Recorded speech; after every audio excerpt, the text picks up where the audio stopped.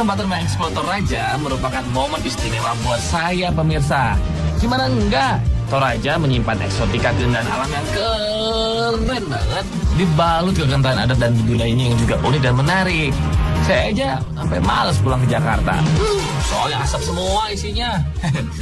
Nah, saking betahnya di Toraja, saya akan mengunjungi kuburan bayi di pohon. Nah, aneh ya, bayi kok kuburnya di pohon. Tapi memang Toraja memiliki cara penguburan mayat yang unik-unik pemirsa. Kuburan bayi ini disebut pasiliran atau yang populer disebut baby grave. Lokasinya di Kambira, Rantai Paut, Toraja Utara. Nah, pohon yang menjadi kuburan jasad para bayi itu namanya pohon tara. Kuburan ini memiliki diameter cukup besar, sekitar 300 cm. Bayi yang dikuburkan nggak pakai dibungkus-bungkus loh, karena ibarat bayi yang masih berada di rahim ibunya.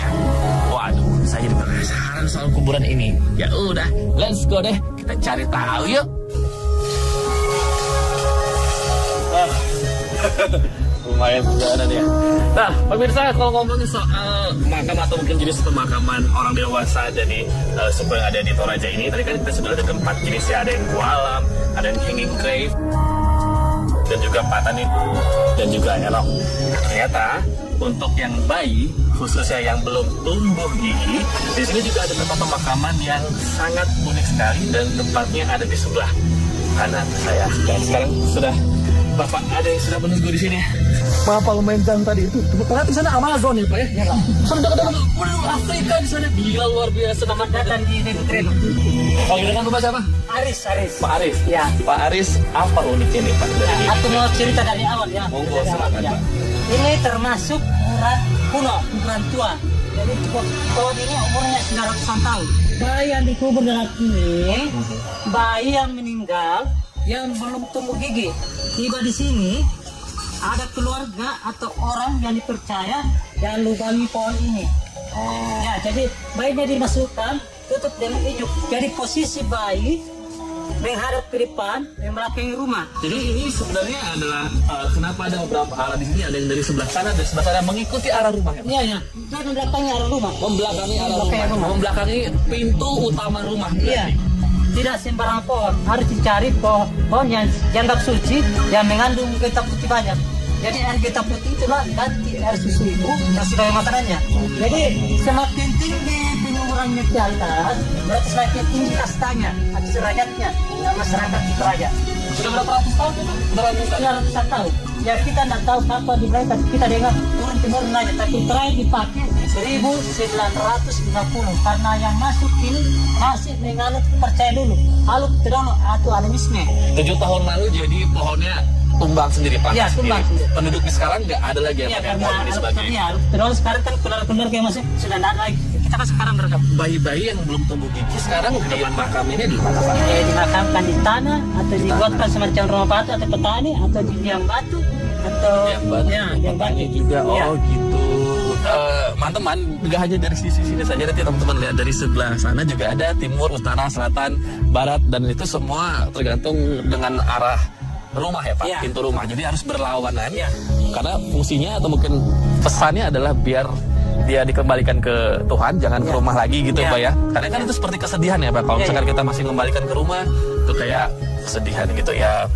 Itulah keunikan atau mungkin juga bisa dibilang ini rahasia budaya sebenarnya Pak ya, yang perlu dilestarikan dan mungkin memang sekarang sudah nggak dipakai lagi, tapi beberapa daerah yang masih percaya masih pakai. Ini aku ngeliat ada kayak kendi berbentuk bayi atau entah kayu atau apa itu apa sih Pak? Ya. Ini orang barat yang bawa. Orang barat ini boneka dibungkus kain kos putih.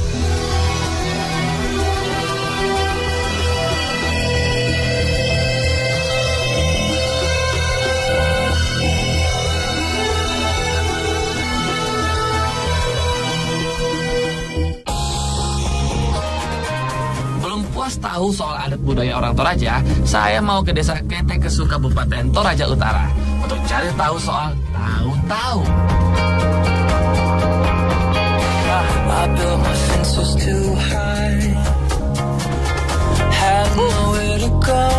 Teman-teman on the spot.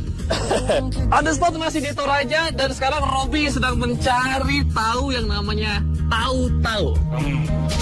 Kalian tahu nggak sih apa tahu-tahu? Tahu-tahu itu bukan makanan yang ada isinya yang biasa pakai cabai rawit, no. Itu tahu isi ya. Tapi kalau ini adalah sebuah replika seperti patung yang menyerupai seperti orang, seperti manusia, dan kebanyakan ini dipasang oleh mereka yang keluarga atau anggota keluarganya telah meninggalkan mereka, dan ini dipakai sebagai kenang-kenangan. Tapi katanya sih nggak sembarang orang bisa memesan tahu-tahu. Nah, maka dari itu on the spot pengen cari tahu di sini, tahu-tahu yang kira-kira tahu tentang tahu-tahu. Saya juga bingung, tahu. Kita cari ada pembuatnya nggak di sini kira-kira. Let's go.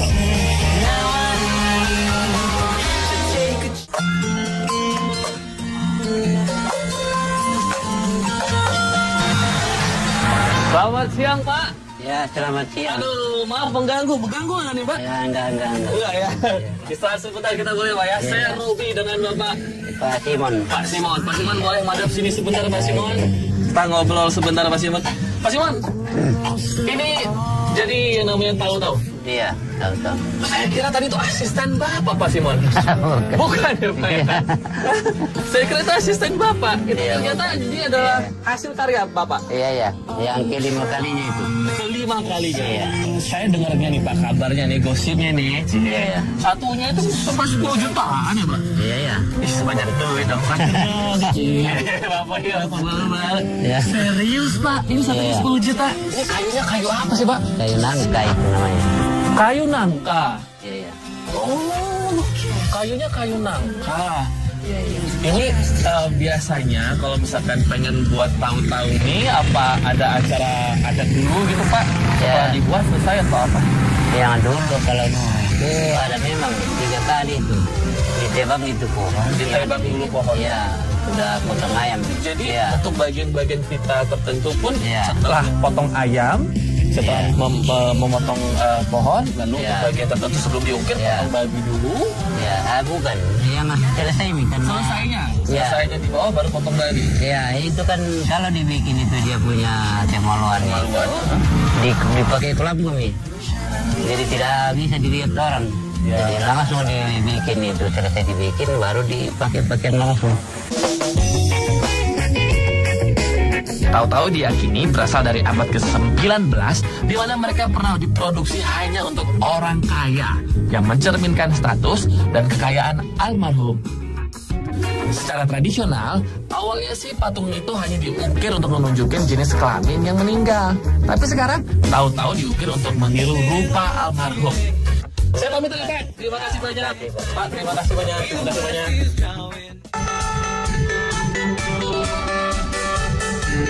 Nah, gimana tahu-tahu ada di pemakaman orang Toraja? Sekarang saya mau mengajak Anda ke kuburan Lemo yang terletak di Desa Pengdan, Kabupaten Tanah Toraja. Karena ini benar-benar keren. Karena ini benar-benar keren, saya benar-benar kagum banget pemirsa dengan kebudayaan yang ada di Toraja.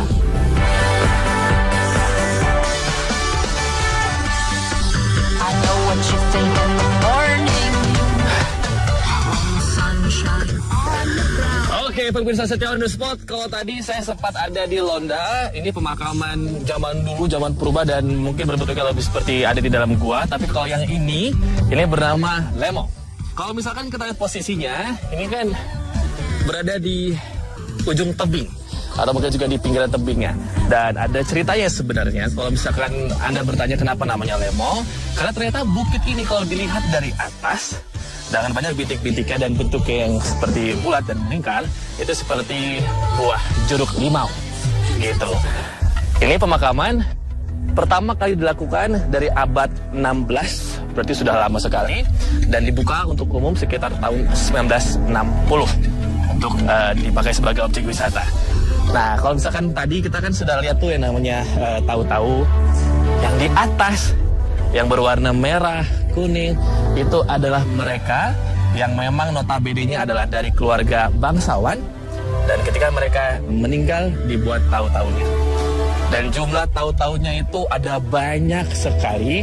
Jadi kalau misalkan ini, tadi kan si Bapak juga sempat cerita ya, Pak Simon, kalau buat tahu-tahu itu banyak banget adat yang harus dilakukan. Untuk buat satu tahu-tahu, itu sekitar mengorbankan 24 ekor kerbau.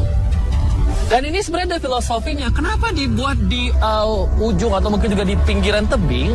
Kalau tadi Pak Simon juga cerita ini kan tentang seperti keluarga mereka itu awalnya adalah keluarga bangsawan yang memang dipercaya turun dari kayangan. Nah, kalau misalkan diposisikan seperti ini, mereka yang meninggal semakin tinggi makam mereka itu seperti seakan-akan semakin dekat menuju ke nirwana atau surga. Biayanya nggak murah loh. Untuk satu lubang saja membuat itu sekitar 30 juta rupiah. Dan makan waktu sekitar 6 sampai 1 tahun. Ada berapa lubang kira-kira? Bisa nebak nggak? Coba kalau misalkan Anda hitung dari sini pemirsa. Di situ ada berapa? 1, 2, 3, 4, 5, 6, 7, 8. Kelihatannya dikit ya. Ternyata ada 75 lubang. Dan satu lubangnya itu bisa memakamkan sekitar 1 keluarga besar. Nah pemirsa, kalau misalkan Anda lihat secara rinci atau detail, jadi tahu-tahu yang jumlahnya ada sekitar 40 buah ini, tangannya semua menghadap ke atas. Ini diartikan atau mengartikan bahwa Toraja atau masyarakat Toraja itu sudah mengenal kepercayaan dan sudah ada kepercayaan masuk ke sini dan disebut dengan Aluk Todolo. Mereka yang sudah mengenal atau mempercayai sebuah agama, maka tahu-taunya tangannya akan menghadap ke bawah seperti itu.